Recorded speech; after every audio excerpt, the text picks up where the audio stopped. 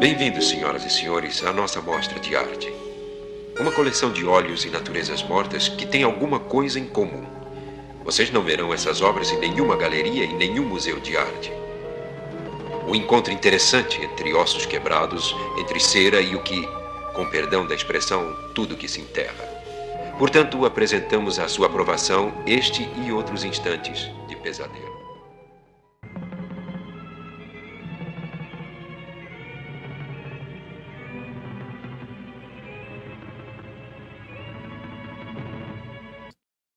Olá, ouvinte! Seja bem-vindo à nossa segunda temporada da série Night Gallery, Galeria do Terror aqui no Brasil.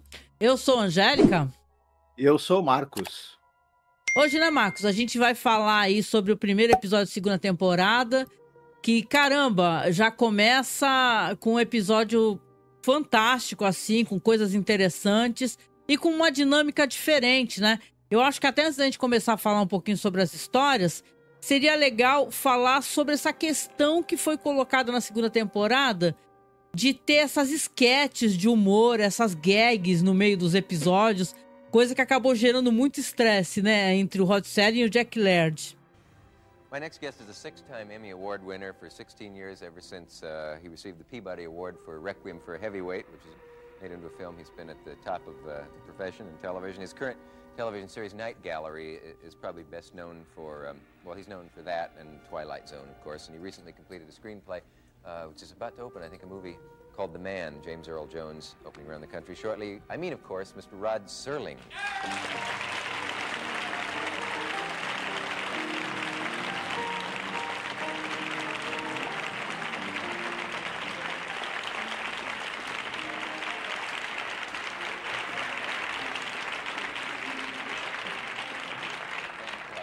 Fan club is it? Did you two know each other, both having written Met once before, yeah. sci-fi from time to time, as they call it? SF, not sci-fi. Sci-fi is disgusting, isn't it, for science fiction? Sci-fic is what it would be, actually, and that's even worse. I should ask you both about your dreams. Do you have you ever been afflicted with nightmares, and if so, did you ever get a story out of one? No, not nightmares that the normal, average, ordinary person wouldn't have. I can't speak for Arthur, of course. Isn't he average and ordinary? I don't know, ask Arthur. I've never had any useful nightmares. Never had one? None that I could sell. I think some people have the feeling that a writer could probably turn his dreams into stories, and I don't know of a case of that ever happening. Maybe Coleridge once or something, but that's something else. I hear that frequently. That do you ever have bad dreams? They say. Do you ever have dreams that can be transposed and changed and altered and somehow shoved into a fiction form? I've never had those kind of dreams. It's not that easy. And my dreams, of course, aren't way. producible anyway. In most public places, I would think. Well, you couldn't use that for television, but maybe for movies. I feel sorry for you ever since I read an article about you in TV Guide recently, where you came off very depressed and worried and upset over your success. And I read it and didn't realize it was about me. I'm not depressed. I don't have that massive an ego that I run around preoccupied with myself. I'm particularly sorry you brought it up, Dick, because I've been fascinated by what's been said here this evening. What you did on the convention floor and Arthur's comments about science fiction and the projection of science and the rest of it. And it strikes me that, you know, the cover of a TV Guide thing is probably much ado about the absolute littlest on earth, I suppose. And so you're sorry I brought it up, and I wish you had. Well, it's been nice having this chat, Dick. I'm sorry, Rod. If you don't want to talk about what I want to talk about, you can't stay. Well, let me bring up something else you'll be sorry about. No, last time I was here, we got off on some strange thing. I know. I don't remember what it was now, but I remember the feeling. Are you at odds with the network over Night Gallery, or do you not want to talk about that? Oh, no, not really. They say it's Rod Serling's Night Gallery, and it isn't really Rod Serling's Night Gallery. It's somebody else's. And I only write a few of the scripts, and I front the show. It's not yours. It doesn't remotely belong to me. I have no proprietary interest in that at all. Some of the shows are quite good and quite interesting, but it's not science fiction, and it ceases to be fantasy. It's sort of a quick run through a cemetery. And it tries to compete with shows which are more popular than it is, namely Mannix, which is very action-packed and full of violence, and I suppose of its type, of its genre, it's very well done. But that wasn't what Night Gallery was supposed to be about, Dick. It was supposed to be a much more cerebral exercise. It was supposed to be much more diversified in its approach to things. It could be all things, science fiction and fantasy and the occult and the bizarre. But unfortunately, it's been an inconsistent show. But it may do very well. I just wish they'd use somebody else other than me, that's all. What you're talking about is loss of control, then, I suppose. Did you ever have control over the I form? thought I had at one point until the phone didn't ring for several weeks. And then I kept wondering, when are they going to ask me? And they never asked me. They've been very nice. They've been very gentle and very good-hearted and warm and very unhostile. But unfortunately, that doesn't come with creative control. Não, exatamente. O Rod Serling, como a gente já comentou em outras vezes, ele não tinha o controle criativo. Era o produtor, o showrunner era o Jack Laird.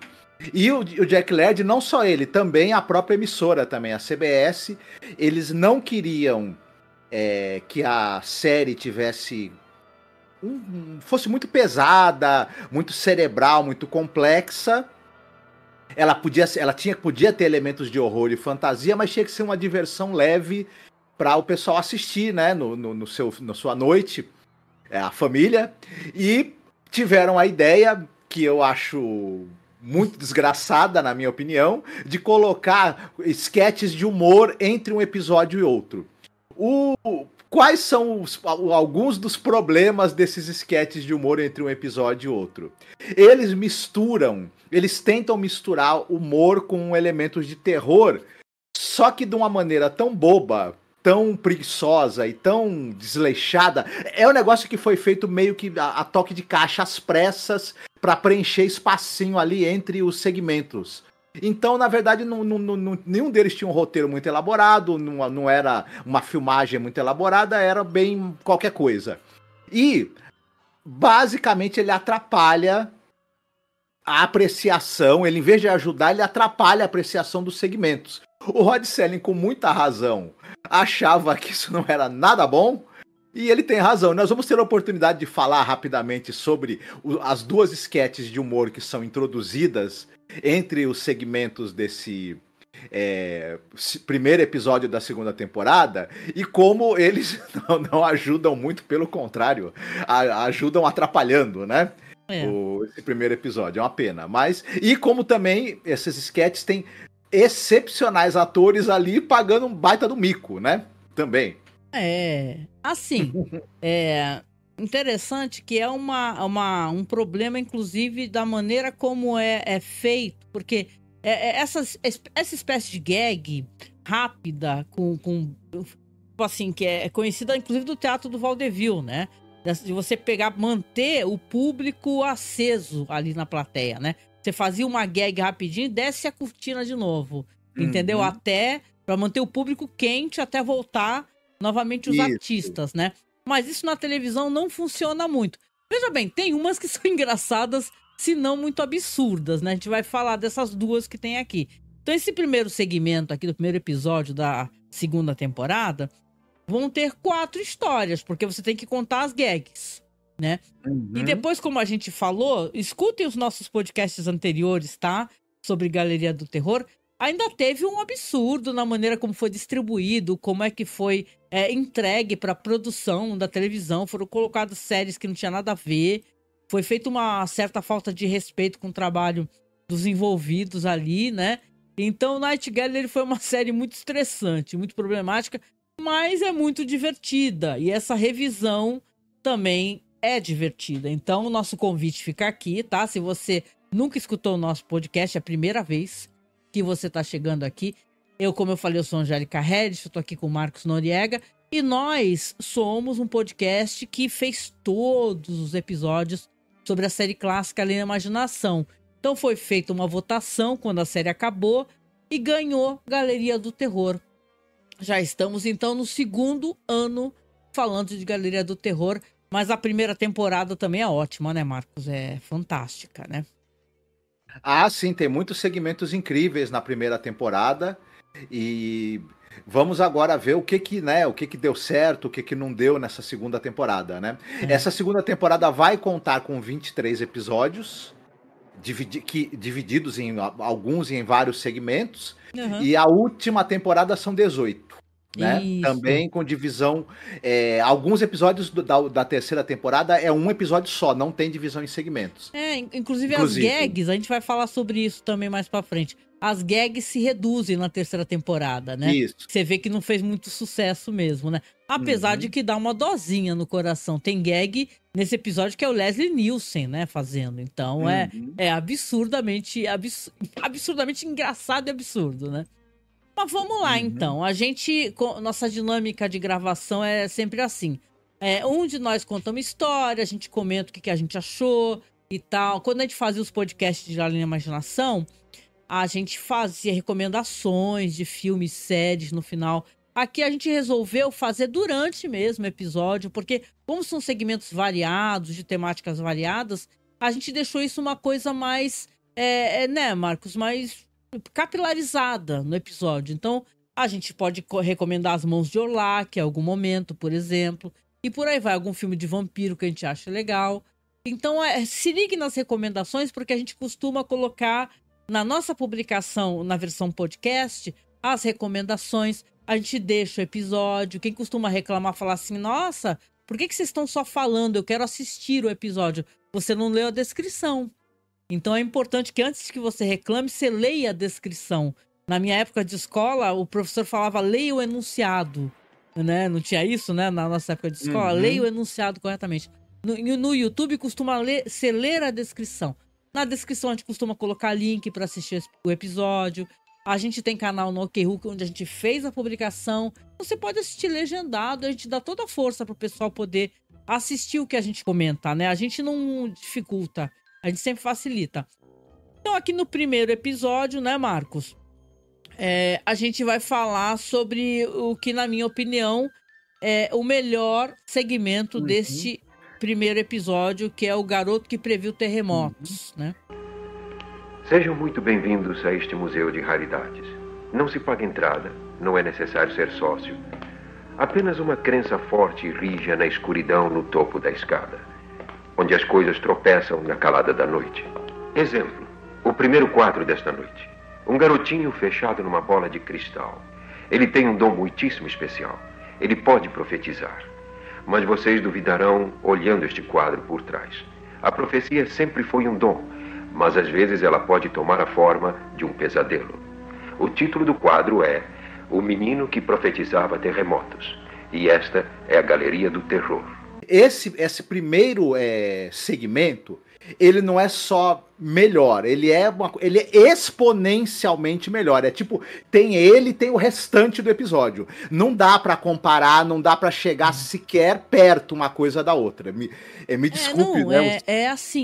É um dos melhores segmentos de toda a série, tá? Isso. Então acho que é importante até ter isso em foco. Que o menino que previa terremotos é um dos melhores segmentos. Ele tem uma bad vibe, ele tem uma angústia, né? E como é que a gente vai fazer? Começa você contando a primeira história e tal. Acho que a gente tem que falar até do diretor, porque esse diretor, ele é super legal, né? Desse primeiro episódio, que é o John Badham, né? Que ele é de filmes famosos aí dos anos 80, Tocaia e tal. Filmes que eu adoro, assim, muito legais. Se a gente for fazer uma sinopse do episódio, a gente basicamente tem um programa de TV, tem um canal de TV e eles estão ali, vai ter um novo programa, vão tentar, num programa que eles têm semanal, trazer uma atração. Tá tendo uma briga, a gente deduz pelo roteiro que tá tendo uma briga pela audiência, estão atrás de alguma atração que dê uma vantagem para eles em relação à concorrência naquele horário, né? Naquele programa de entrevistas e tudo mais, e o produtor do programa, ele trouxe um trunfo que é um garoto de 9 anos de idade que parece não ter nada de especial. O dono ali do canal, né, o gerente do canal, dono do canal, ele fica sabendo que o que eles têm para apresentar naquela noite como trunfo, né, para ganhar audiência, é meramente um garoto com 9 anos de idade que tem algum dom especial que ele não sabe o que, e o cara já fala assim, pô, que é isso? Eu vou te demitir, hein, o produtor do programa? Aquele produtor ele é muito brabo. Aliás, ele é interpretado por um cara delicioso, né? Ele já é falecido. quem gosta daquele filme Casamento Grego, né? Que é uma comédia tão gostosa, né? E tal. Ele é o patriarca do Casamento Grego, né? Esse ator aí, nossa, faleceu. É o Michael Constantine. Michael Ele já Constantine. teve em Além da Imaginação naquele episódio I Am the Night Color Me Black, o pessoal deve lembrar da quinta temporada. Sim. E também teve na série Quinta Dimensão. Ele é o cigano do filme A Maldição do Cigano. Isso! Também? Fazendo cosplay de cigano. É ele mesmo, né? Então, Que ele toca no cara e fala magro. Entendeu? E ele tá bem demais nesse episódio. É que assim, esse menino, ele tem o dom da profecia, né? Ele vai, basicamente ali quando ele aparece, ele conta, entre ele contar o que ele tá fazendo no dia a dia dele, do que ele tá lendo, do que ele tá estudando, entre uma coisa e outra, ele tem aquele tchum e ele fala uma profecia na hora. É claro que a princípio, o cara que é o dono do canal fala, ok, essas profecias não vão se cumprir, nós vamos fazer papel de idiota aqui e não vai dar nada certo. É meio moleque falando assim, olha só que eu aprendi, isso aqui é mó legal, um joguinho da hora, ele mostra. Um joguinho, né? E o cara olhando, falando, what? Né? O produtor, né? E tal, e do nada ele para. Menino, olha, a menina tal vai ser resgatada, ela está viva, só está com a perna quebrada. É como se ligasse um interruptor nele, né? Ele recebesse essa informação e tivesse que falar. Sim, a gente depois vai ficar sabendo que tem uma relação direta entre ele ser muito estudioso, ele lê muito e essas previsões. Ele vai explicar depois o menino a relação que há entre uma coisa e outra. Mas e ele também prevê um terremoto nesse primeiro programa. Ocorre que tanto realmente a tal menina que está desaparecida é encontrada, exatamente como ele fala e com a perna quebrada, como ele diz, quanto também acontece o tal terremoto. Aí, obviamente, o cara que é o diretor do programa, aliás, o dono, né, o dono ali da televisão, ele fala, realmente isso é um fenômeno. E aí o menino, a gente vai chamar, ele berra, né? Manda chamar o velho com o menino. Isso. Porque ele tava maltratando muito o velho, né? O senhorzinho que é o avôzinho. Nossa, como ele maltratou, como ele foi mal educado com aquele senhor, né? Ele manda apagar a fita do programa, isso antes dele saber que as profecias foram cumpridas. Ele manda apagar a fita do programa e manda botar o avô e o moleque pro olho da rua e fala, manda, tira esses dois daqui. Claro, quando as profecias são cumpridas, ele resolve deixar o menino como uma atração e nós vamos ver o que acontece 1 ano e meio depois, quando o menino já é um baita sucesso, o programa dele, né? Isso. De audiência. E, ao mesmo tempo, ele tá causando tanto furor que, claro, ele virou também objeto de estudo pelas universidades, pelos pesquisadores, porque querem saber como é que ele consegue prever o futuro. Tem um cara do governo que fica lá, né? Tem até um lance que ele mostra, o cara do governo, ó, ele fica ali o tempo todo. Se o menino falar alguma coisa que não pode e tal, ele vai interromper o programa imediatamente, Isso. né? A gente deduz que em vários momentos isso aconteceu. Ele deve ter feito alguma previsão ou revelado alguma coisa que tinha valor, digamos, de segurança nacional ali para a política dos Estados Unidos e aí o programa deve ter sido cortado. E tudo isso... Aí antes da gente chegar no final, o que acontece no fim, por que esse episódio, que é um episódio curto, ele dá tão certo? Antes de tudo, esse episódio é maravilhoso, ele é excepcional, ele tem um impacto muito grande. Ele é um conto da Margaret St. Clair, viu? Aí é que eu acho que o que faz esse episódio ser tão espetacular. Primeiro, o roteiro é do Rod Serling, né? Roteiro do Rod Serling. E não é à toa que esse episódio foi escolhido. A Margaret St. Clair é uma fulana, ela foi uma escritora ativa entre os anos 40 e 70. Ela é pioneira de mulher escrevendo ficção científica e fantasia. O Rod Serling gostava demais do trabalho dela, reconhecia muito a importância dela enquanto pioneira, né, de uma mulher escrevendo essa literatura de gênero. Ele adaptou esse conto dela com muito coração, com muita vontade. Os diálogos, as falas que tem nesse conto, que tem nesse roteiro que o Rod Serling fez, são absolutamente perfeitos. É um roteiro que ele é redondo, ele é perfeito, com diálogos que são muito precisos, muito impactantes. A voz de cada personagem, ela tá ali perfeitamente reconhecível. Ele é elegante, o roteiro, com umas falas interessantes. A atuação do Clint Howard, porque a gente não falou ainda sobre essa coisa atores, né? Eu acho que a gente vai falar. É uma atuação quase sobrenatural, né? Porque se você ligar o nome à pessoa, sim, o Clint Howard é o irmão do Ron Howard, né? E tio da Bryce Dallas Howard, a família Howard toda, né? Inclusive o pai deles, né? O pai estava lá, ele era o cameraman, né? O Rance Howard. Então, ele é um roteiro muito elegante, ele é muito sintético, ele é conciso, né? Sei lá, ele vai do ponto A pro ponto B e é isso aí. Temos uma história, temos alguém falando que as previsões ao vivo na televisão, porque a televisão tinha isso de ser ao vivo, né? Acho que é importante a gente falar que caso tenha algum problema, isso aí também dá um certo, né, desgaste para poder resolver, né? Então, é uma história que tá tudo ali. O que pode acontecer quando um menino, de repente, fica tendo esses flashes e falando previsões? Vai acontecer um negócio muito interessante e muito trágico, na verdade. Só que não sei se a gente conta o final, acho que não. Não, quem chegou aqui assistiu, conta.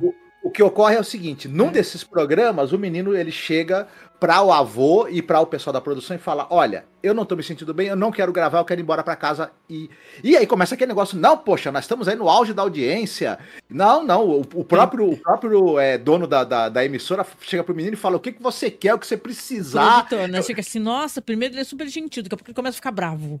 Começa a ameaçar. Vou te dar férias, vou te triplicar teu salário, vou te dar o que você quer. Mas termina aí, viu? Termina esse programa hoje que depois você tira umas férias, eu faço o que você quiser, te dou férias na Europa. Enfim, não dá pra gente não ter o programa de hoje. Aí o menino, ele fala uma coisa interessante, né? A gente até então não sabe qual é a previsão que o menino vai fazer. Mas o menino, ele fala pro menino o seguinte, tentando convencer o menino a fazer o programa. Ele fala, olha, muita gente, você é a esperança dessas pessoas. Elas esperam o dia inteiro, a semana inteira, chegar o momento em que você vai fazer as previsões. Elas passaram a depender psicologicamente de você. Se ele você mesmo não meio que uma coação, né? Isso. Uma pressão psicológica, né? Você tem que falar, você tem que fazer. Mas aí o menino, escutando isso, ele fala assim, olha, sabe que você tem razão? Realmente, você me convenceu. Aí o menino vai pra frente das câmeras e aí é que eu falo que entra o brilhantismo do Rod Serling enquanto escritor. Ele começa a fala dele, o menino, lembrando as pessoas que estão ali dos erros que a humanidade comete, do preconceito, da guerra, da violência, dos problemas que a humanidade, da poluição, e é um detalhe que a gente viu anos 70, isso é 1971, não é? Então a gente vivia ainda muitas tensões da Guerra Fria, a gente vivia uma preocupação crescente com o meio ambiente na época, com a destruição do meio ambiente, tinha essa discussão dos problemas raciais, e aí o menino vai lembrando de todas essas questões prementes e essas dificuldades que tem no mundo e muito nos Estados Unidos também. Só que ele fala, olha, amanhã vai ser tudo diferente.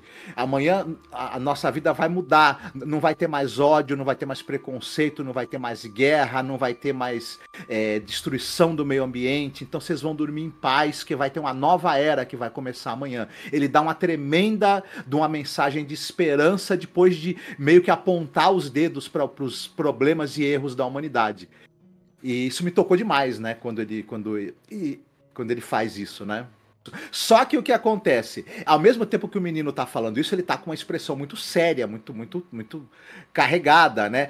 Quando o programa termina, uma moça que ela é de uma psicóloga de uma universidade destacada ali para conversar com o menino e tentar descobrir como ele consegue prever, né? O que tem ali por trás dele ter a possibilidade de prever o futuro. É aí que ele vai explicar, olha, eu só consigo prever até 48 horas no futuro e as minhas previsões estão relacionadas com algo que eu conheço. Eu tenho que ter lido sobre o assunto, tenho que saber alguma coisa para poder fazer uma previsão mais clara. E ele fala, essa previsão que eu dei hoje, eu só consegui por causa de algo que eu li.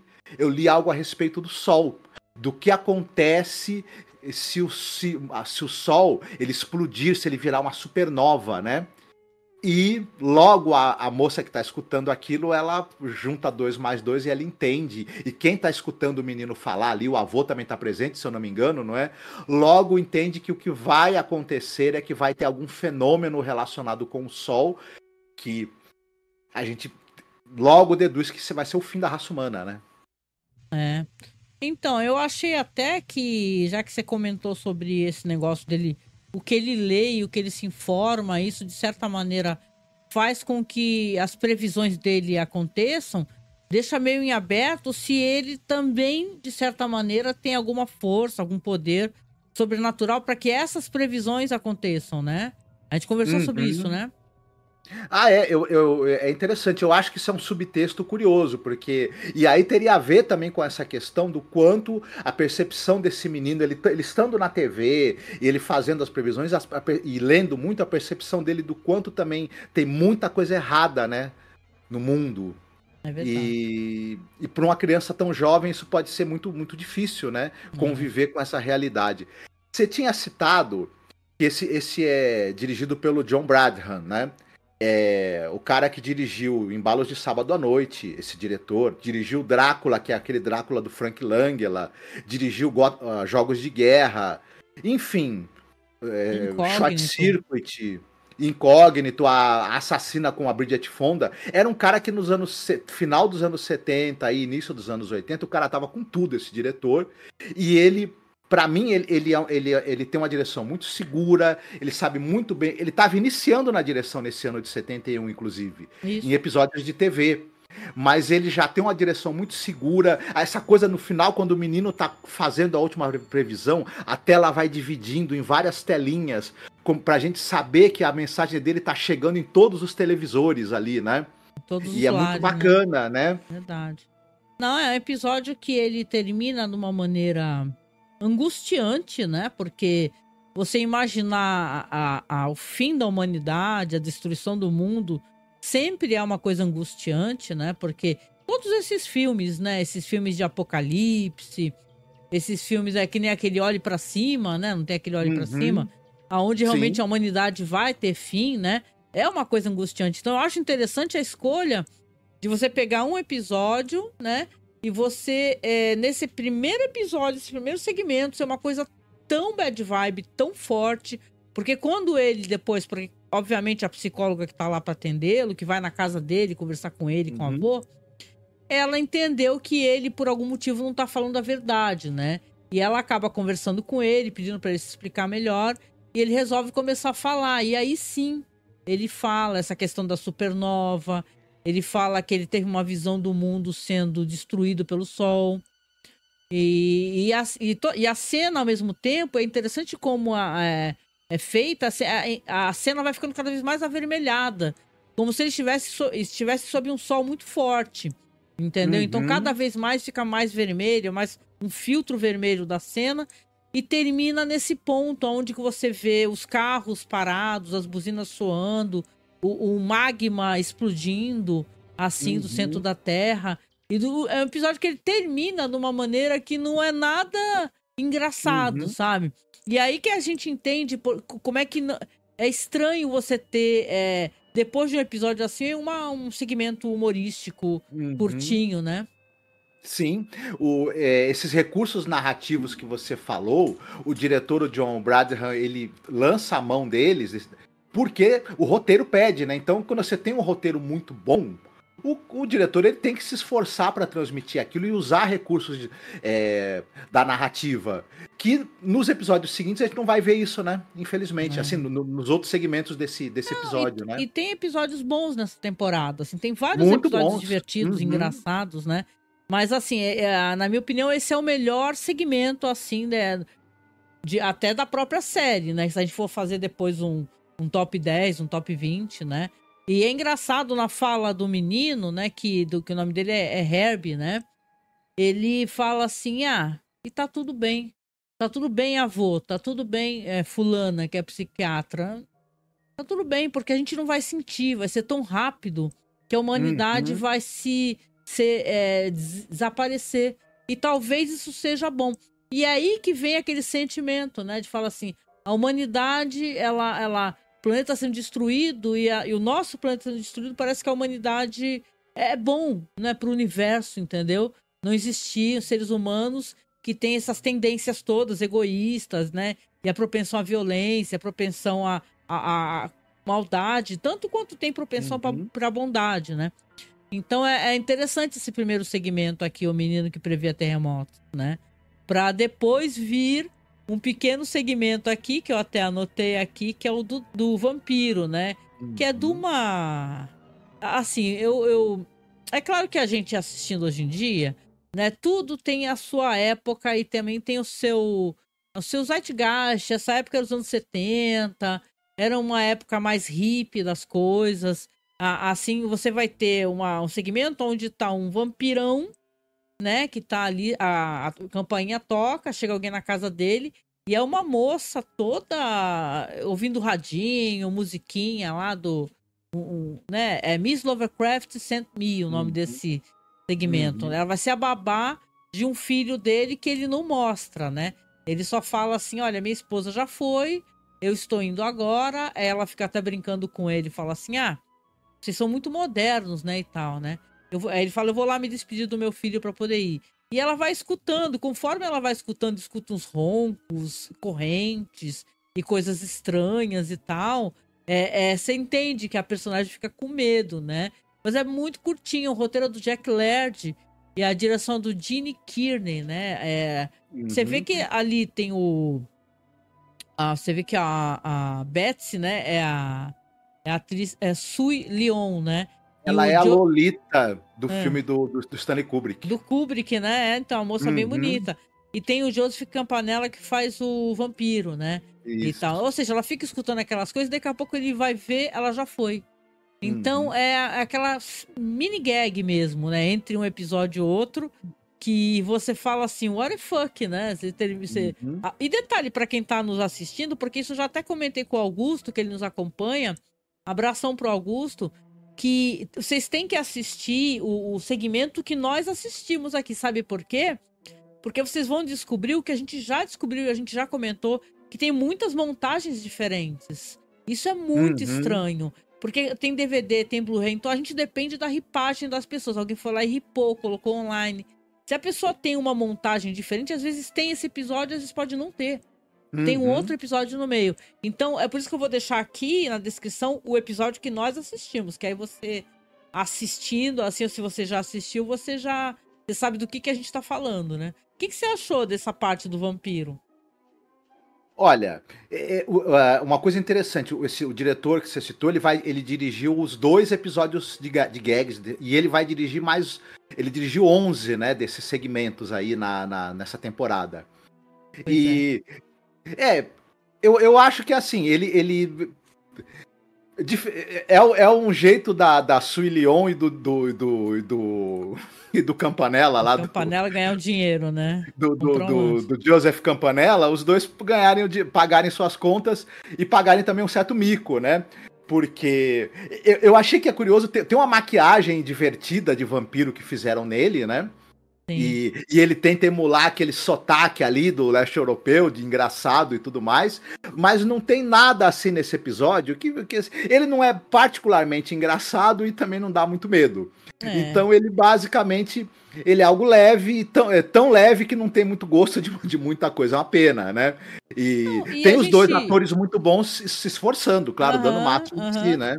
Não, e a gente vem conversando que Night Gallery, para quem gosta de quadrinhos, né, e tá quadrinhos de terror principalmente, dessa fase da DC Comics, né, o Crypta, por exemplo, tem uma vibe muito, meio que querer levar pra televisão o que tinha nos quadrinhos de terror. E para quem lia os gibis e tal, os quadrinhos, lembra que tem segmentos curtos, tem segmentos maiores e tal. Então eu tenho essa sensação que eles estão querendo emular o que fazia sucesso nos quadrinhos, porque fazia muito sucesso, entendeu? Né? Mas é como você falou, tem histórias muito boas na EC Comics, né? Não tem um roteirista ruim, muito pelo contrário, tem vários roteiristas ótimos. E esse segmento, ele é muito gagzinha solta, né? E se não tiver, até ajuda melhor você curtir. Penso eu, né? Algumas ajudam. Essa daí, achei tão bobinha que nem... Pra mim não fez nem diferença se não tivesse, entendeu?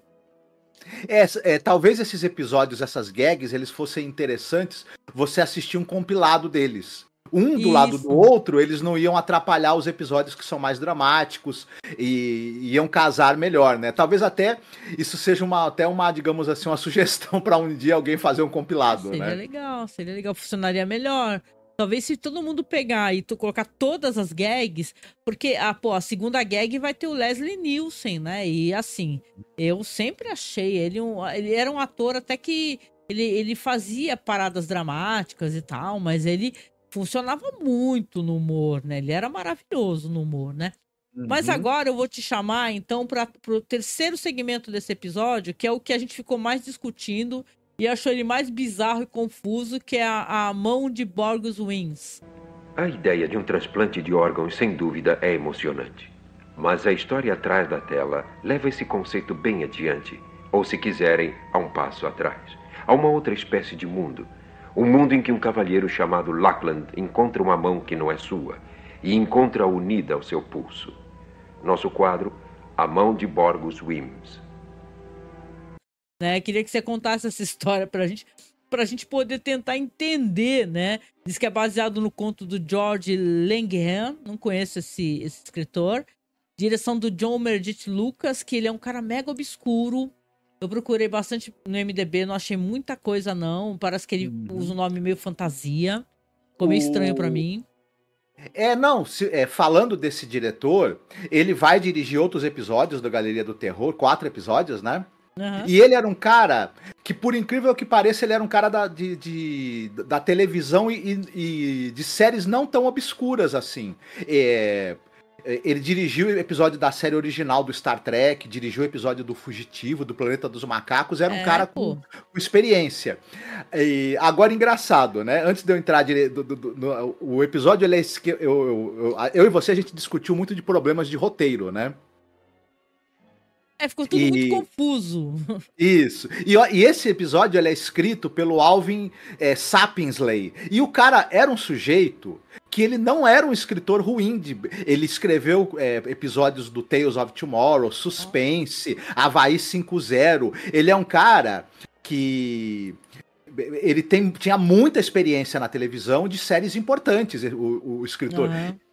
Dessa bobagem, né, monumental que é esse assim, a gente vai explicar melhor, né, Marcos? Vamos explicar. Isso. Tu não quer contar um pouquinho? Aí a gente... Sim. A gente tá às voltas com um personagem que ele tá com um problema muito sério, esse cara. Ele é um sujeito que ele alugou um apartamento para morar. Só que desde que ele foi morar ele pegou o apartamento já mobiliado, tudo direitinho, ele tá morando ali. Desde que ele alugou esse raio desse apartamento, a mão dele, uma das mãos, a mão direita e o pé direito, o lado direito do corpo dele, estão tendo, digamos assim, vontades próprias, entre elas instintos assassinos. Meu Deus. Já começa com a maior cena de ação, o cara totalmente descontrolado num carro, né? Não tem esse cold open aí? Ele tá dirigindo, ele tá passando um cara na rua que é um sujeito de terno, um sujeito que tem um barbudo, e do nada a mão direita dele e o pé direito, né? O pé vai pisando no acelerador e a mão vai girando o volante tentando atropelar esse cara. E ele com o outro lado do corpo, né? Tentando impedir, e na tentativa que ele faz de não atropelar e matar o cara, ele vai bater o carro. E aí as coisas começam a ficar complicadas pro lado dele. E ele vai procurar um médico, que é o Ray Milland. Meu Deus do céu. Ray Milland, o que você tá fazendo aí, né? Olha, pra que o Ray Milland... Olha, gente, o Ray Milland é aquele cara. Ele é o cara do filme Farrapo Humano, né? O cara que... O Farrapo Humano é um dos filmes mais importantes dos anos 40, filme do Billy Wilder. O filme ganhou Oscar de melhor filme, ganhou Oscar de melhor ator pro Ray Milland, né? O Ray Milland faz aquele sujeito, né? O alcoólatra, né? Um dos filmes mais famosos sobre vício também, o Farrapo Humano. No caso, o vício do álcool. Um filme importantíssimo aí. Fora isso, o Ray Milland também, ele tá nos filmes, por exemplo, do Roger Corman. Ele tá no Enterrado Vivo. Ele tá no Homem com Olhos de Raio-X, que é... Ele é um nome famoso, né? O Ray Milland, né? Sim. Ele tá fazendo, Ele tipo, ficou... o médico, né? Cirurgião, né? Isso. E você vê que o Ray Milland, ele não tá muito afim, né? Tá na cara que ele tá aí no episódio, ele tá assim, falando, vou fazer o meu pra pagar minhas contas, mas tá difícil. Bom... O cara procura, esse personagem que a gente tá falando, esse jovem, esse rapaz, que a mão dele, né, a mão direita e o pé direito dele estão tendo instintos assassinos, ele é vivido pelo George Maharis. Esse cara, quem assistiu o seriado Rota 66, famosíssimo seriado aí, né, dos anos 50, 60, vai lembrar que ele era o Buzz Murdoch do seriado. Então, ele é muito lembrado por isso, além de 1 milhão de papéis na televisão nos anos 70 e Legal. 80. Enfim, um cara muito conhecido, um cara assim bonitão, né? E ele, vamos dar créditos a ele, ele faz o que ele pode, né? Ele se esforça. Ele quer tirar um leite de pedra ali, né? Porque é um roteiro meio a lá, sei lá, a caralho o negócio. Isso, o que acontece? Ele vai lá procurar o médico, que ele fala, vou contar pro senhor o que tá acontecendo, doutor.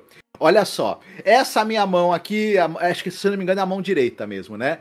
Ela tentou atropelar um cara na rua, aí, outro dia, eu estava lá no meu apartamento, eu, sem querer, apertei uma campainha errada, fui parar no apartamento errado, e tinha uma moça nesse apartamento, a gente se conheceu, 3 dias depois é meio assim, noivos. né? A mão apertou a campainha errada, né? Isso. A mão. Tudo é culpa da mão. E aí ele conta que ele tentou matar essa noiva dele, pegou uma faca e tentou esfaquear a moça. E aí ele fala pra esse depois ele fala pro médico, olha, eu preciso que o senhor ampute minha mão, porque eu tô achando que a única maneira de eu me livrar desse problema que eu tô tendo da minha mão querer matar as pessoas é o senhor cortar a minha mão. O médico fala pra ele, não, cara, eu não posso cortar a sua mão, não é assim que as coisas funcionam, rapaz, imagina, né? É assim, meu camarada, você chegou no meu consultório, corta a minha mão aí, meu brother.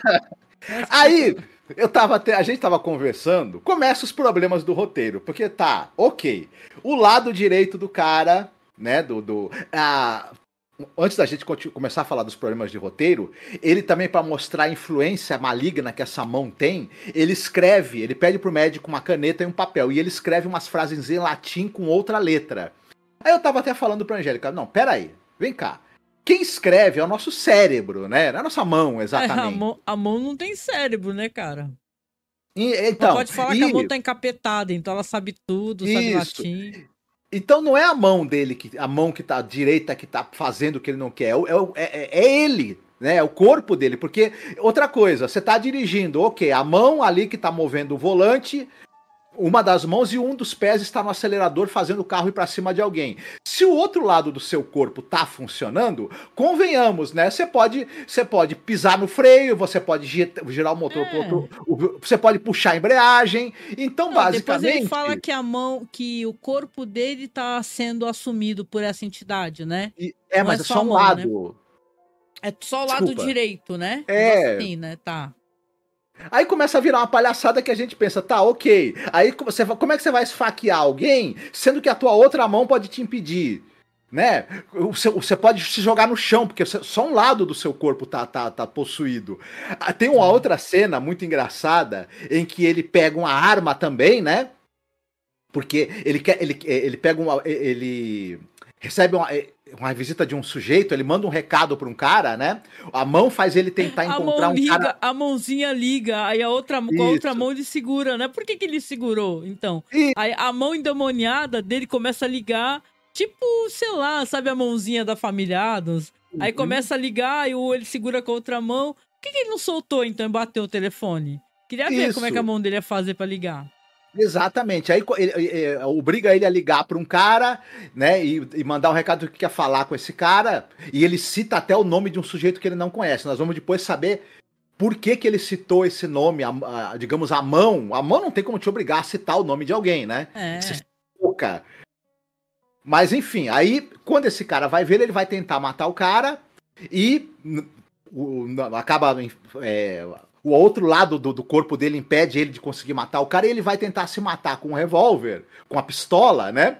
Aí ele impede, né? Um dos lados com a outra mão ele impede a arma de acertar a pessoa. Aí ele fala, vou tentar me matar. Só que ele tenta se matar com a mão que tá dominada. Ela não aperta o gatilho, né? Por que não troca de mão a arma? E começa a explicação disso tudo depois, meu Deus do céu, você fica assim. O roteiro, ele meio assim, ele cria uma regra, que essa regra, ela só funciona do jeito que o roteiro quer, quando o roteiro quer. É tipo, né? Assim, convenções. Não, é uma história, veja bem, é interessante, né? Eu adoro histórias de mãos amputadas, de braços amputados que se movem, pô. Tem várias histórias nos filmes de terror de uma mão que se arrasta pra uma vingança, de um braço que tem uma anatomia de um assassino, lembra aquele filme que tinha o VHS? Que o cara tinha um braço implantado e o braço vai matar as pessoas porque ele era de um assassino. E é bem interessante mesmo essa lógica de que o braço quer matar, só que o braço não tem um cérebro, né? Então, como é o teu cérebro que vai mexer bom, sei lá, né?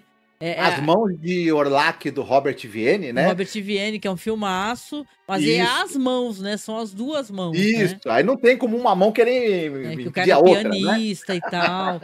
Então, é uma história muito louca essa daqui, da mão e tal, que no final tem a parada do latim, aí depois você descobre, né, que ele aí vai aparecer um detetive, o cara, o Ray Milland, que, aliás, tem uma cena que a gente não comentou, né? A gente só deu risada disso. Ele pega uma estátua no consultório do médico e aí esmaga a mão. Assim, ele vai lá, não quer cortar minha mão porque eu tô pedindo, tu não quer cortar?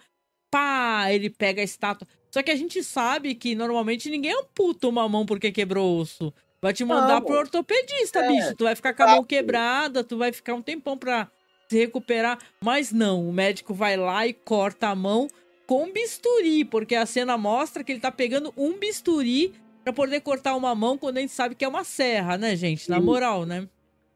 É uma serra. Se você pega alguma coisa pra dar uma pancada na sua própria mão, primeiro, que se a mão não obedece ele, ela não ia ficar parada pra ele dar a pancada, ela ia tirar, ele ia ficar batendo na mesa, sem parar. Segundo, você deu a primeira pancada, as pessoas vão te segurar, não vão deixar você dar a segunda, a terceira, e mesmo assim, pra você bater numa mão com um peso de papel, a ponto da sua mão ficar inutilizada a ponto de ter que amputar, gente, não, isso não. Essa daí é uma história que se a gente lê no cripto, aí fala, não é nada disso. E aí, como você mesma citou, continua, o absurdo vai continuando, porque aí o Ray Milland arruma um investigador. Conveniências do Dr. Girafales. Não, e aí começa o show de conveniências. Esse investigador, por acaso, ele investigou a morte do cara que era o dono do apartamento que esse jovem tá alugando. Esse jovem que tá com problema com a mão, né, assassina. E era um sujeito que ele teve. Que ele fala que o cara morreu sendo jogado da janela do apartamento. O suspeito era um sujeito, uma espécie de sócio desse cara, que o cara era meio metido em paradas erradas. E a namorada do cara. A namorada do cara, quem era? A moça do outro apartamento de baixo, que ele apertou a campainha do apartamento errado e ela 3 dias depois ficou noiva dele. Nossa, isso é foda, galera. A mina ficou noiva do cara 3 dias depois que ela conheceu. Isso. Imagina, essa moça por que ela ficou no mesmo apartamento, né? Depois de ter tramado a morte do cara, teoricamente... Não se sabe. Por que uma fulana desse tipo, alguém desse tipo, né, que trama assassinato de alguém, consegue tramar o assassinato, fazer o assassinato e sair livre né? Porque nunca conseguiram provar a culpa dela. É ela vai 3 dias depois ficar noiva de um cara que ela conheceu, porque o cara cara apertou a campanha dela aleatório, né, errado. meu? Que Um cara veio aleatório. com o maior papo de fanchona na E porta. detalhe, Ai, eu errei de apartamento, mas acertei no amor. Negócio O cara assim. tá morando num apartamento que era do cara que ela ajudou a assassinar. Ela, 3 dias depois, fica noiva desse cara. Ah, tá bom. Aliás, tá bom. a mina é a Patricia Donahue, né? Donahue. Uhum. Que ela Sim, participa no Além da Imaginação, naquele episódio lá do Push, né? A Isso. parada em Willoughby, né? Uma Stop at atriz que Willoughby. ela teve. Ela tinha muitos papéis na televisão, uma boa atriz, né? Aí pegam boa. ela pra fazer essa. E, Não, ela era assim, pegaram ela pra ser uma gata genérica, né? E tal. Né? isso. E aí outra coisa que o detetive fala, quando foram jogar o cara o cara fala assim, não, esse cara era um grande estudioso do ocultismo, né? Será? Não, é pra justificar que ele fez um mega babadão antes de morrer, que a mão dele ficou amaldiçoada, Isso. que quem alugasse o apartamento ia ficar amaldiçoado também. Aí a gente Tem fez uma várias hora piadas que- de teor sexual que a gente não pode repetir aqui de jeito nenhum. Não, Então- E aí ele conta que quando foram jogar o cara da janela, o cara se agarrou ali no parapeito e o cara e a pessoa que tava tentando jogar o cara da janela cortou a mão do cara pra. Aí eu pensei comigo, tá, porque um assassino profissional, ele vai te jogar pela janela, você se segura ali no parapeito, ele não consegue tirar a tua mão e te jogar, ele tem que cortar a sua mão. Né? Nossa, Isso não que faz nenhum assassino é sentido. esse incompetente, mano? Você vai cortar a mão, dá uma machadada na cabeça logo de uma vez, né? Num Porra, outro conhece. momento, o que acontece? O jovem aí, ele conseguiu destruir a própria mão naquela cena nada convincente, cortou a mão fora e tá livre do problema. Mas e o médico- pé? E o pé que o cara ele falou que o pé começou também a obedecer? Você vai cortar Então, o pé?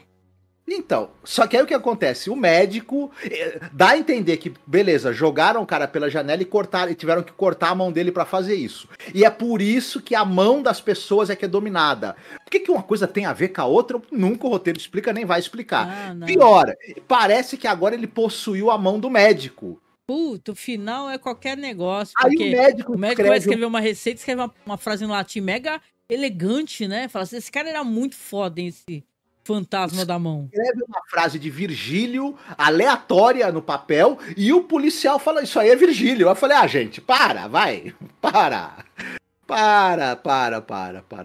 Aí é a fada da conveniência com 2 varinhas na mão, não é com uma varinha só, né? Não, essa história a gente achou ela mais engraçada do que coerente. E, cara, é isso, né? Uma história sobre mãos, que é uma coisa mó fantástica. Se eu pudesse recomendar aqui, a gente já falou das mãos de Orlac, que é muito legal. Tem Anatomia de um Assassino, tem aquele que é da... Não é da Hammer, eu acho que é da Amicus, né? Tem uma história lá, acho que é do cara que vai no sanatório e tem vários malucos contando histórias. Aí tem um dos segmentos que tem o cara que corta a mulher... Oi? Asylum, isso. Tem um segmento do Asylum que o cara corta a mulher em pedacinhos e os pedacinhos da mulher começam a se arrastar pra atacar ele. Então, tem várias histórias de membros amputados legais, entendeu? No terror, assim. A herança da moça que ela recebe os olhos, né, de uma outra moça, né? Que tinha poderes mediúnicos, né? Nossa, essa história é bem legal, hein, gente? A gente já até falou no nosso programa... Acho que o nosso primeiro Halloween de terror foi asiático e falamos de The Eye, né? Que você é enganado o tempo todo, é mó legal, né? No final a aparência da mina nem é aquela. Mas assim, pô, é isso, né? Aí termina com um mini segmento também, que é uma gag chamada Fantasma de qual ópera, né? Se você conhece essa história... O Fantasma da Ópera é uma história famosa, clássica pra caramba e tal. E aqui a gente vai ter o Leslie Nielsen, que ele está ali atuando junto com a Mary Ann Beck, né? E ele tá ali, ele desce com aquela mulher nas escadarias e começa a fazer um discurso. Por que a sociedade, não sei o que, este homem, eu sou um homem com a cara deformada, você não sabe o que eu sofro. E joga ela numa cama de cetim vermelho e tal, e vai sentar no piano para começar a tocar. Toca o tema que a gente usa para os nossos podcasts, né? os antigos, que é aquele tananã, tananã. Aí pega e ela chega lá, chega perto dele, ele tá com aquela máscara na cara, ela vai arranca.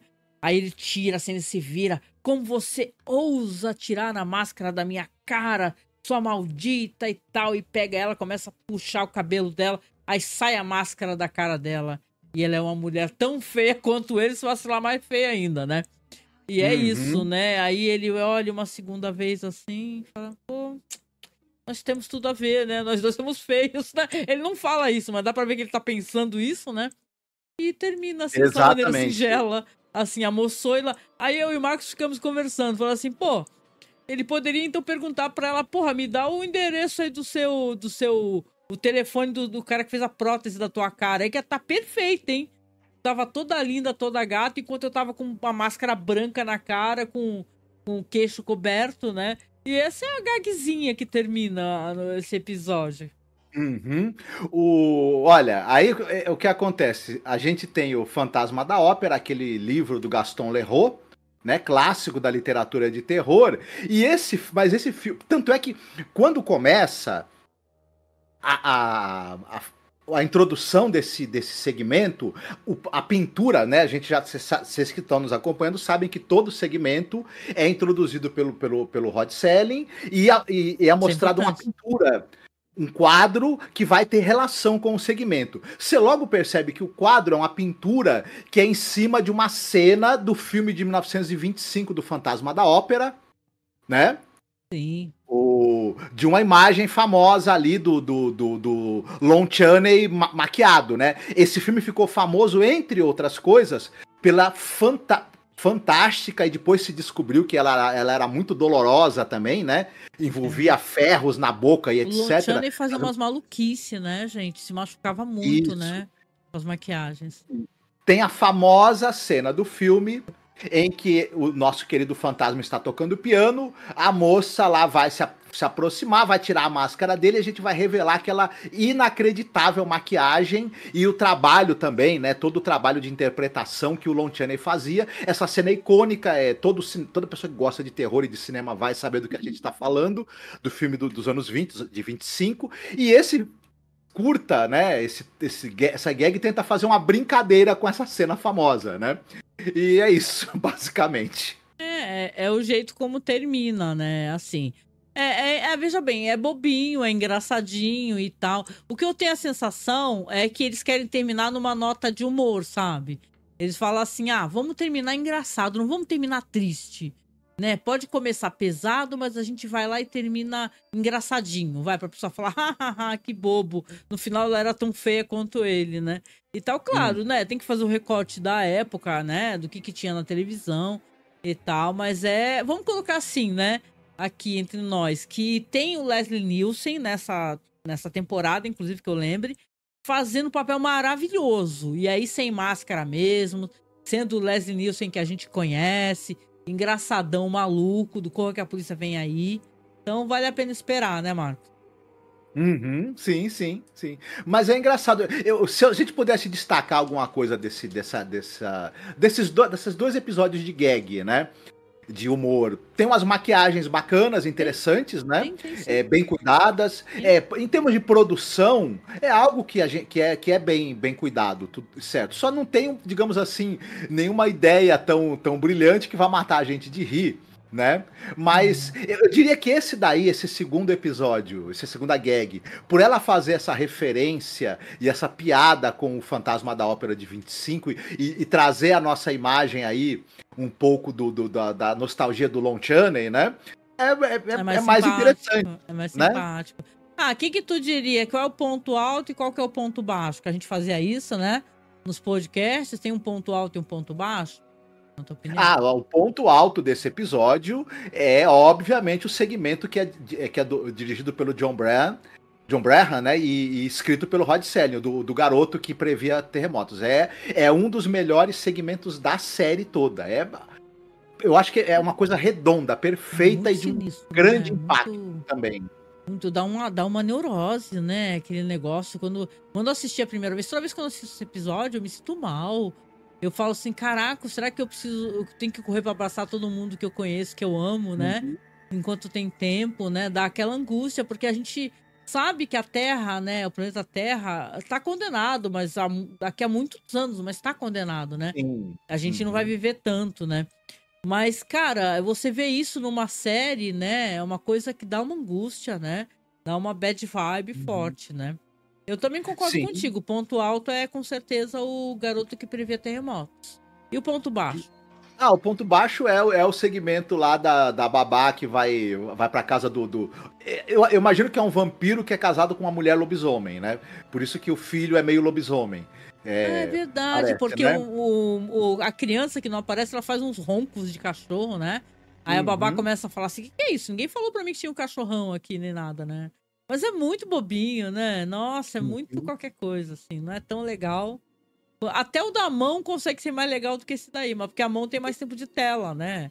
Então acaba sendo engraçado aquele negócio do cara, né? Segurando a mão, aí a mão pega o telefone. Legal. O da mão, ele é tão ruim, mas ele é tão ruim esse episódio Que que engraçado. ele tem tempo suficiente pra gente começar a achar graça nele, dele se tornar engraçado, né? Porque é uma palhaçada, né?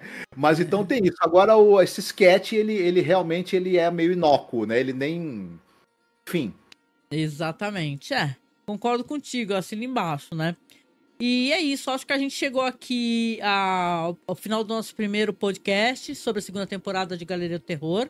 Eu quero deixar umas mensagens importantes aqui nesse momento, não desliga, fica aí, escuta tudo, por favor, né? Nós estamos fazendo uma vaquinha para poder comprar uma webcam nova, né? Você vê que a minha webcam é um pouquinho, mais ou menos, a do Marcos tá um pouquinho ruizinha, né, Marcos? E a gente tá levantando um din-din pra webcam. Então a gente tem várias maneiras de você nos ajudar. Seja pelo LivePix, que tá aí abaixo também. Tá no nosso link, nos links agregados, né? Linktree, né? Você vai lá, tem LivePix, tem o link da vaquinha. A gente agora é afiliados da Amazon. Então se você for comprar qualquer coisa na Amazon, gente, não importa. Se você for comprar na Amazon, pelo nosso link, você não paga nada a mais. E a Amazon dá uma michanga pra gente, não importa quanto dá, mas já vai pra nossa vaquinha também. E para poder sustentar uma coisa importante, gente, a gente tem o nosso OneDrive, que a gente compartilha com as pessoas, com todos os episódios da série Além da Imaginação. Agora eu vou colocar os episódios de Galeria do Terror também.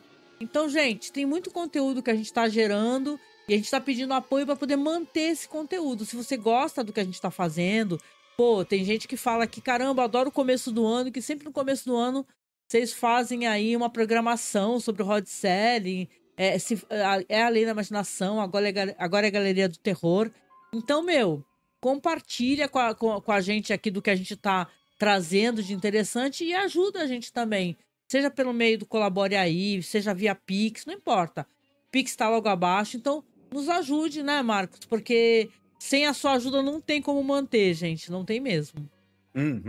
Vocês são a razão de ser, né? De existir esse trabalho. Então, quem puder e quiser colaborar, a gente agradece demais.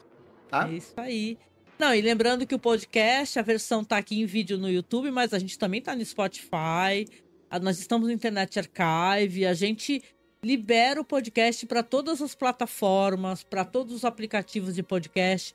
Pode procurar Além da Imaginação Podcast ou Cineclube da Masmorra, ou mais ainda, procure Galeria do Terror Podcast, eu coloco aqui abaixo, porque eu costumo deixar em várias localizações para poder facilitar que as pessoas encontrem, tá? Então, quando você encontrar, você escutar, você já segue, seja lá no Spotify, onde for, seja aqui no YouTube, tá bom?